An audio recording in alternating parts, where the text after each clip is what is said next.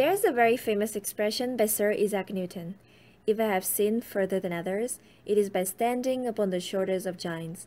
In other words, we cannot take full credit for our achievements as though they were ours alone. Usually they are not. They are the combination of the successes and, to be candid, the failures of others. The giants upon whose shoulders I stand might not be high in stature, but they are in character. Please allow me to tell you about them. They are my grandmother and mother. My grandmother survived the Japanese, French, and US occupations of Vietnam like a hero. Endless times, her house was destroyed and her family had to take refuge in the jungle. They ate what they found, and they drank contaminated water from the streams. My grandmother suffered from malaria not once, but several times. Every time the bombing stopped, the starving family would return back home, only to find that their storage of rice was damaged and burned. Nevertheless, because they didn't have anything else to eat, they had to grind, cook, and eat what was left of the war. Today, my grandmother is 80 years old, and she is one of my biggest sources of wisdom. Last time, when I went to Vietnam, I asked her, "Do you feel rage against the soldiers who did those terrible things to you?" She said, "No, I believe that they were victims like us. They only did their duty to serve their countries." Forgiveness is one of the biggest lessons that I have learned from my grandmother. My mother was born in mid-1960s, literally in the wake of battle. From childhood, she was taught to sacrifice herself for the sake of others.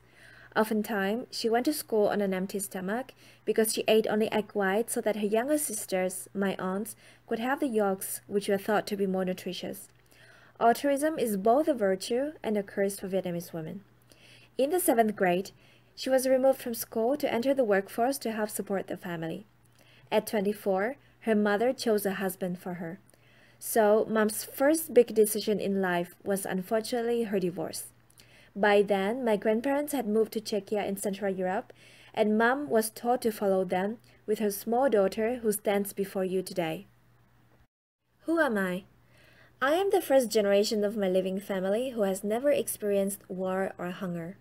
How terrifying it is to think that having been born only a decade or two earlier, I would have gone to bed every day, not knowing whether I would wake up again the next morning. I believe that my grandmother and mother are my giants because without them, I couldn't be where I am today. Until now, I have lived in 7 countries in 4 continents and have traveled to many more countries worldwide. But I was not born or raised to be a global citizen. Growing up in a small town in Czechia, I faced racial prejudice in the form of harassment, exclusion, violence, bullying, discrimination. At home, I faced gender stigmatization, being repeatedly reminded of my roles and my place as a Vietnamese woman. I was afraid to raise my voice, to be ashamed or shouted at.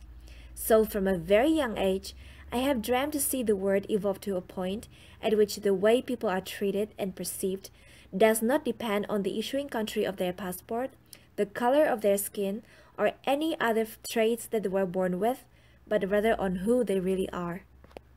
Today, I like to say that I'm Asian-born, European-raised, and Latin American-spirited. My life might sound normal for European standards, but extraordinary in Vietnam. There are still not many people in Vietnam who can afford a trip to a neighboring country, let alone a jet-setter lifestyle. So, who do I aspire to be?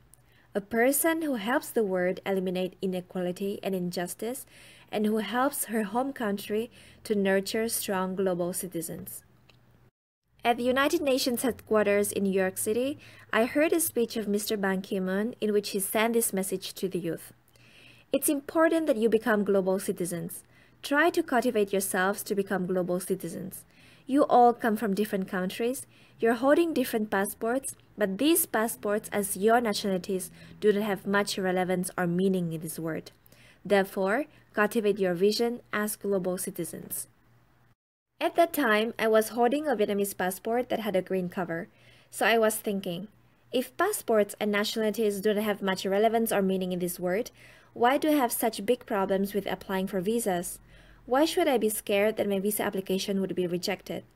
But then I asked myself again, doesn't holding a third world country passport make me try harder because I have less opportunities? Doesn't it help me be a more persistent and a stronger person? At that moment, I fully realized the true meaning behind Mr. Ban Ki-moon's words.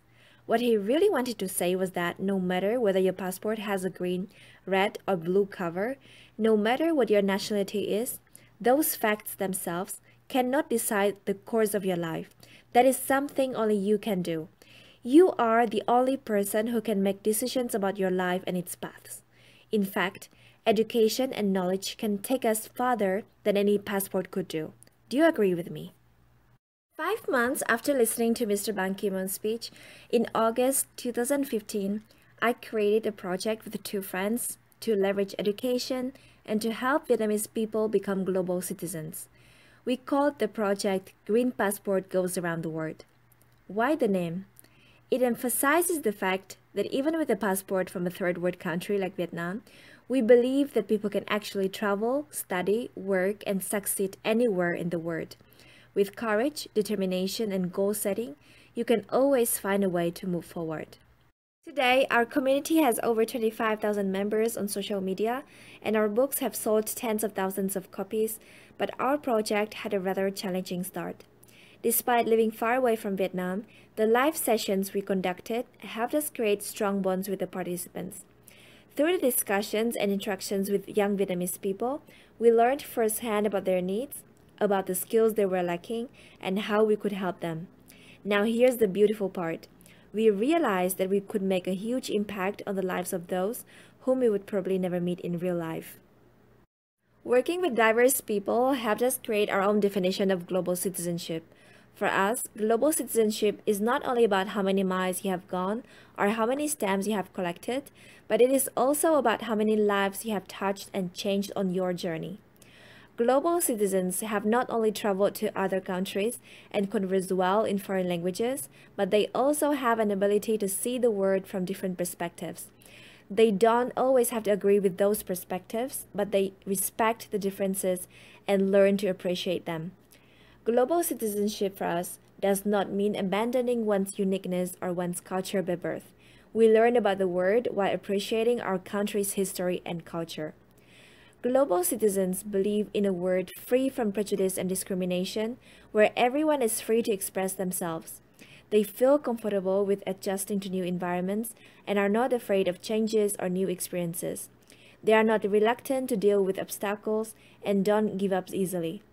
Global citizens feel like being members of the global community, take an active role in their local communities, and work with others to make the planet more equal, fair, and sustainable. At Green Passport, we promote an ethos of curiosity, solidarity, and shared responsibility. Inspired by the interactions with young Vietnamese people, we created a book called Steps to Become a Global Citizen that has won awards and has been used in national exams for university entrance in Vietnam. We have also worked on other book projects with talented and inspirational authors from all around the world. Education is key for us. Therefore, we have been regularly organizing webinars, remote conferences, as well as workshops throughout Vietnam in Vietnamese, English, and Spanish languages on a wide variety of topics, including traveling, studying and working abroad, soft skills, culture, foreign languages, study and career orientation, to name a few. We connect Vietnamese people nationally and internationally, helping them find study buddies, partners, colleagues, and friends. Thanks to our ambassadors, we have Green Passport clubs at high schools and universities in different parts of Vietnam. We organize competitions in presentation in English to help participants improve their English and presentation skills. We mentor and support youth with their community and building ideas and startups. We have organized volunteering and donation days, during one of which small kids from kindergarten helped us raise money for homeless people during Christmas time. As you can see, we are really trying to eliminate differences and bond people of all ages and backgrounds together. Last year, as part of our community expansion, we recruited members to work in our projects. They are between the ages of 13 and 30, living in all parts of Vietnam and in other countries like Australia, Taiwan, Japan, Singapore, Malaysia, and Czechia. The team members work together regardless of their place of residence, age, or educational background. We value diversity and equality, hard work, and positive attitude. Despite their young age, our members have gained extraordinary professional experiences in their fields of study. For instance, they have had opportunities to interact and negotiate with CEOs, become published authors, interview inspirational leaders, manage global projects, lead marketing campaigns, design books and merchandises, and organize multiple events in different parts of Vietnam.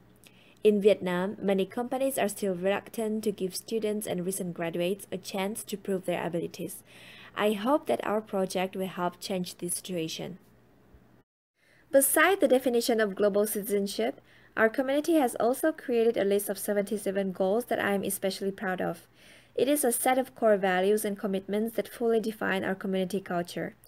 These include the goals that help young people determine what skills they should focus on improving, how to keep up with global trends and become knowledgeable in many different areas, how to become fluent in foreign languages, have a global mindset, live healthily and sustainably, and gain access to opportunities that enable them to eventually become successful in life.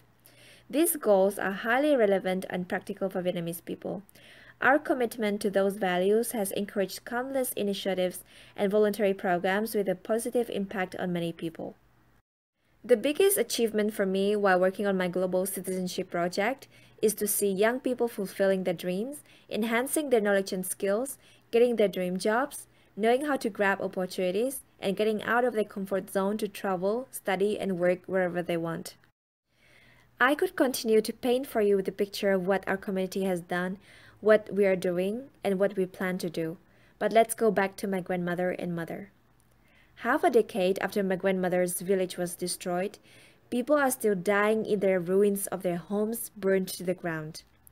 20 years after my mother took me to Czechia, people are still fleeing from their war-torn countries to find safety, security, and prosperity. I believe that the way to prevent such catastrophes is by making all of us global citizens who acknowledge our commonalities and treasure and respect our differences. Fortunately, there are so many open-minded, inspiring, and talented people like you who are sitting here today who will start the conversation, take actions, and make the world a better place one step at a time. I would like to encourage you all, after you have returned home from this summit, to create global citizenship communities that uphold the values for sustainable prosperity worldwide. Craft your own definition of global citizenship. Define your 77 goals according to the actual needs of your local community. You never know whose lives may change thanks to even the smallest initiative of yours. Change is made by those who take action. If you want to build a more sustainable and inclusive world, then it is your task to become a leader who contributes to making it happen. Please be in touch if you want us to collaborate. Thank you.